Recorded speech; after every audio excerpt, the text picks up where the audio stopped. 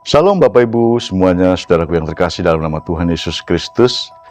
Puji Tuhan, kita berjumpa kembali dalam pelayanan Yepta Servant of God, yang puji Tuhan pada hari ini memasuki tahun yang baru. Baru berapa hari kita menapaki hari di tahun yang baru ini. Dan puji Tuhan, tentu cerita-cerita lama, cerita-cerita di belakang kita banyak sekali. Dan mungkin kalau diceritakan di sini mungkin episodenya terlalu panjang. Tapi minimal kita sekarang semua mempunyai masa-masa di mana kita harus tinggalkan. Artinya kita harus bergerak menuju ke depan, bukan ke belakang. Nah saudara-saudara, pada saat kita menghadapi sesuatu yang pelik, sesuatu yang sulit, maka kita memerlukan seorang yang mungkin bisa diajak curhat atau apapun, sekedar berbagi. Tapi sebelum itu, saudara-saudara, sebelum kita membahas mengenai sobat yang setia yang diperlukan oleh semua orang, maka sebaiknya kita akan berdoa supaya Tuhan memimpin kita, Roh Kudus mencerahkan kita, memberikan kekuatan, memberikan pengarahan pada kita, pada hati kita masing-masing, sehingga firman yang kita baca dan dengar menjadi rema yang hidup dalam hidup kita masing-masing. Baik, kita akan berdoa terlebih dahulu. Bapa kami dalam surga, terima kasih pada kesempatan hari ini kami bersama Tuhan, saudara-saudara kami yang menonton siaran YouTube ini. Berdoa Tuhan, sucikan, kuduskan hati kami, sehingga apa yang didengar, apa yang dibacakan oleh hamba-Mu akan menjadi rema dalam kehidupan kami masing-masing. Tuhan, terima kasih Tuhan, sucikan, kuduskan hamba-Mu, dan dalam firman-Mu ini akan menjadi kekuatan bagi kami menapai tahun-tahun yang baru ini. Dalam nama Tuhan Yesus Kristus kami berdoa. Haleluya. Amin. Puji Tuhan. Bagaimana kabar saudara saat ini, dimanapun saudara berada? Sudah lama kita tidak berjumpa dalam daring ini, karena satu dan lain hal. Tapi puji Tuhan, di penghujung tahun 2025, SOG memulai pelayanan yang cukup baru. Tapi sebelumnya itu sudah terjadi lama, tapi baru kita publikasikan, yaitu pelayanan di bidang musik, puji-pujian rohani. Dan puji Tuhan, pujian itu nanti saudara bisa dengarkan, bisa lihat di YouTube, di Spotify, di medsos, apapun itu. Nanti akan muncul nama-nama dari SOG, puji-pujian, berharap memberkati saudara. Nah, untuk kali ini kita akan membahas mengenai sobat yang setia. Siapapun itu, dimanapun, dengan jabatan apapun, dengan posisi apapun, tentu memiliki atau merindukan sosok sahabat yang mampu benar-benar mengerti kita. Karena saudara, pada saat kita banyak berkat, itu gampang kita mengumpulkan saudara. Pada saat kita memiliki kedudukan, tentu kita banyak memiliki sahabat. Orang yang tidak kenal pun mengucapkan selamat kepada kita. Mungkin kita menjadi naik jabatan, kita menjadi direktur, kapolsek, kapolda dan sebagainya. Baru diumumkan saja, tentu sudah berjejer kartu ucapan atau bunga ucapan selamat, sukses dan sebagainya. Itu karena kita sedang posisi naik daun, sedang posisi luar biasa istimewa.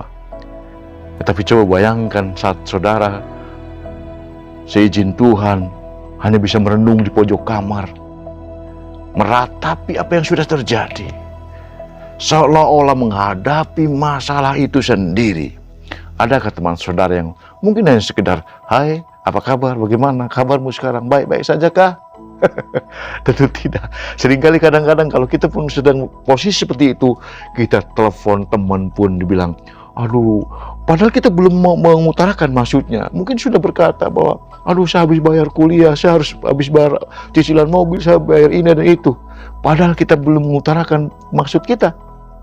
Orang sudah curiga, manakala kita pada titik terpuruk, terendah, orang tidak akan menganggap kita. Oleh sebab itu, saudara-saudara, kita memerlukan seorang sahabat yang luar biasa. Apa sih sebenarnya sahabat menurut firman Tuhan? Sahabat yang baik, sahabat yang sejati adalah yang juga mampu berdamai dengan masa lalu kita. Itulah sahabat.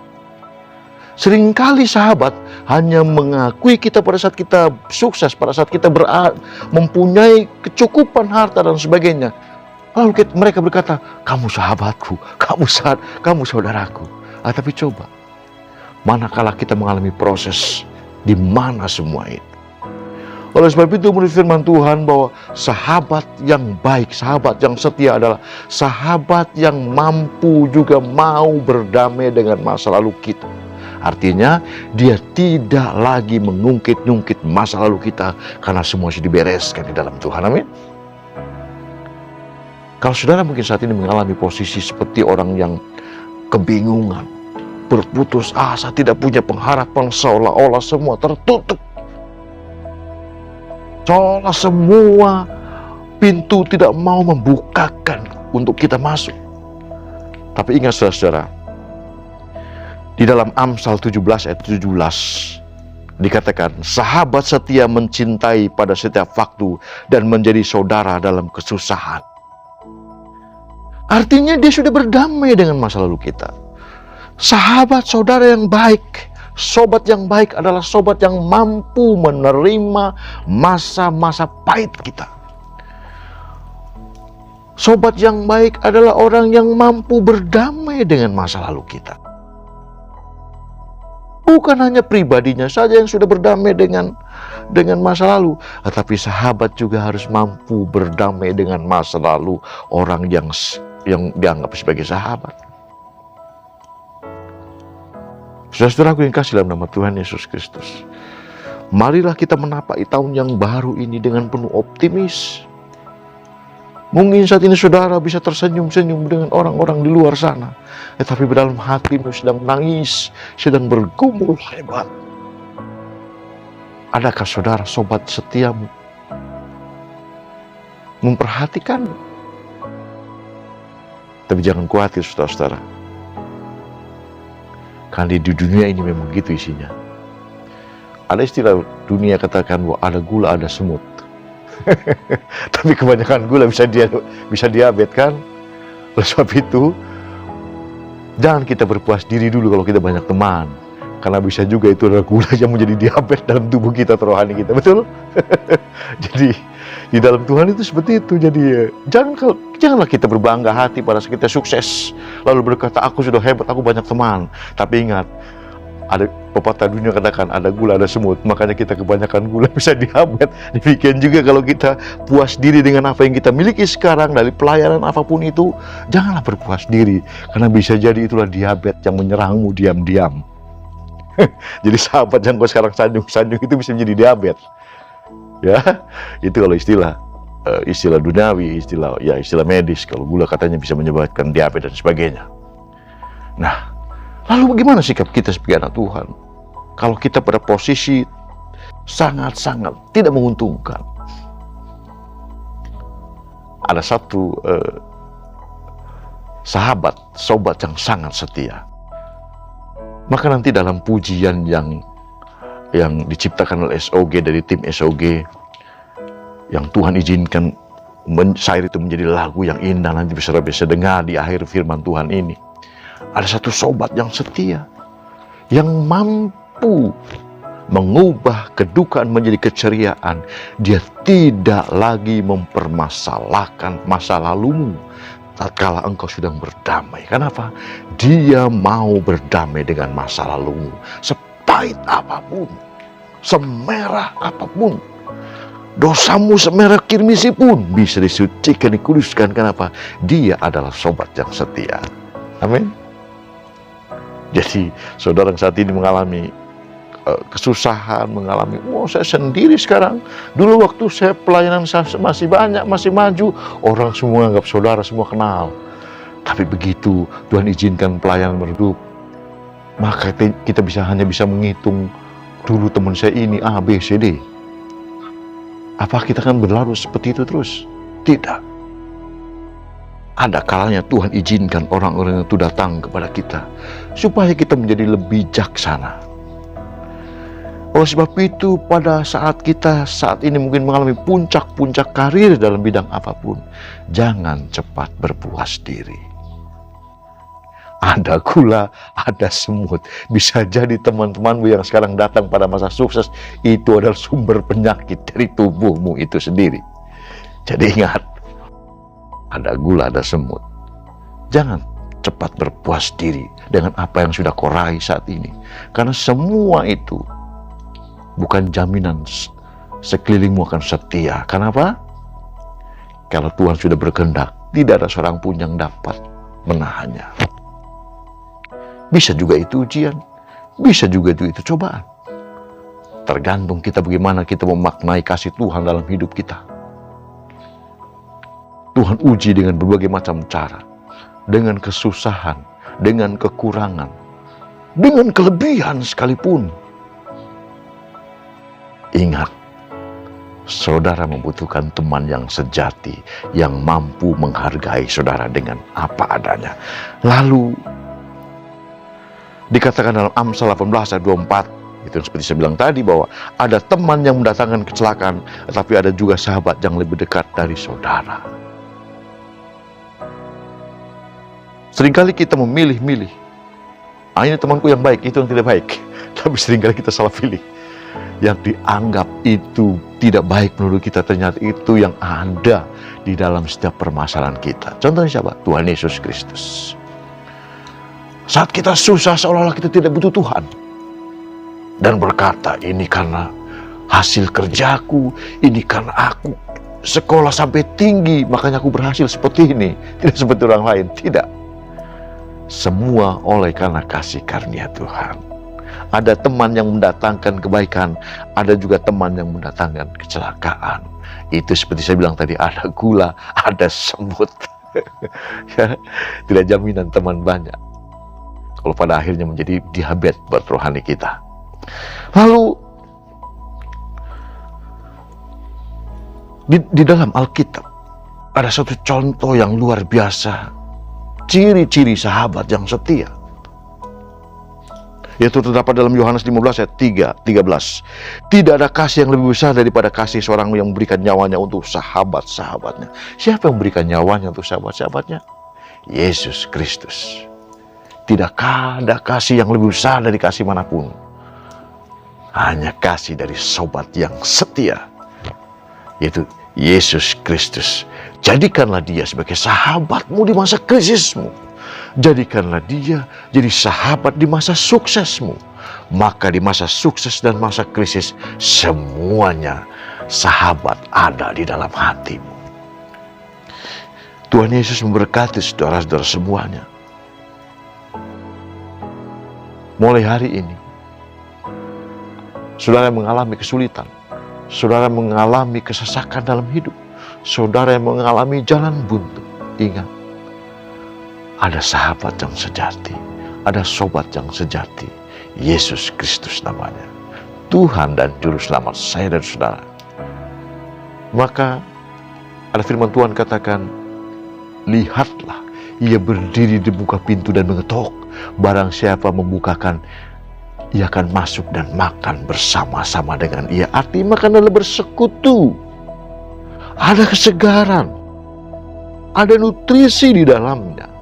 Manakala kita sudah bersekutu dengan Tuhan Yesus Kristus, dia akan masuk makan bersama-sama dengan kita. Suasana makan adalah suasana keakraban. Apakah kita pernah melihat orang sedang berantem makan bersama? Tidak mungkin. Orang yang bisa makan bersama adalah orang yang sedang dalam keakraban, damai, sejahtera. Maka firman Tuhan katakan, aku akan masuk dan makan bersama-sama dengan dia. Artinya, manakala kita mengundang Yesus masuk dalam hidup kita, maka kita tidak sendiri, ada persekutuan di dalamnya. Ingat, Yesus Kristus tetap setia menunggumu, membukakan pintu. Dan kita akan makan bersama-sama, bersekutu dengan dia. Puji Tuhan. Saudara yang kasih dalam nama Tuhan Yesus Kristus, saya tidak akan perpanjangkan renungan firman Tuhan ini sebagai pembuka di awal tahun. Kiranya Bapak Ibu Saudara diberkati Tuhan, berikan kesehatan, dukung terus channel kami dalam Yefta Servant of God Ministry melalui YouTube, melalui Spotify dan sebagainya. Nanti saudara bisa juga terlibat dalam pelayanan seperti ini. Saudara bisa men-share lagu-lagu yang kami produksi untuk kemuliaan nama Tuhan. Itulah cara saudara untuk membantu pelayanan kami. Saudara bisa share, bagikan ke teman saudara, bagikan ke semua orang supaya menerima berkat itu. Kalau saudara suka dan cocok dengan kata-katanya, silakan share. Kalau saudara mungkin kurang cocok, beri kami masukan supaya kami dapat introspeksi diri dan koreksi supaya makin hari makin baik dan lebih baik lagi. Puji Tuhan, terima kasih dan salam persekutuan tubuh Kristus. Kiranya Tuhan memberkati kita semua. Haleluya. Amin.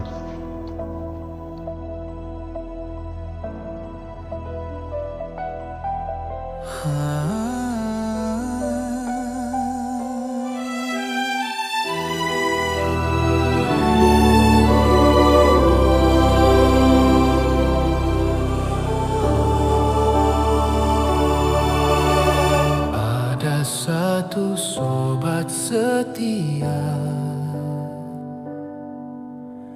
dalam semua suka dan duka. Dialah Yesus, namanya Yesus.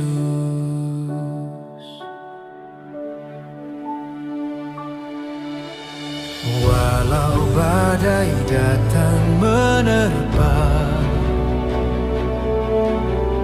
ku percaya Dia selalu ada menemaniku, pelihara hidupku.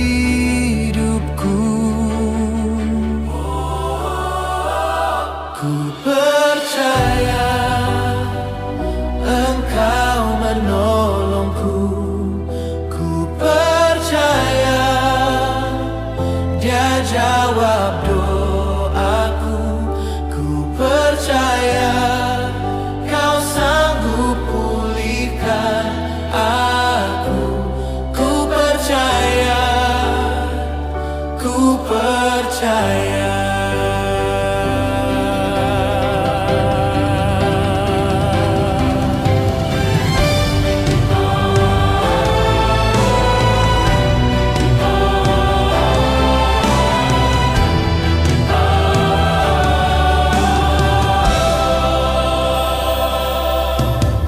Meski hidupku dalam luka, hati tergores banyak luka, Dia yang menghampiriku, menguatkanku. Beban berat yang ku rasakan seakan ku tiada daya, Dia angkat bebanku dan lepaskan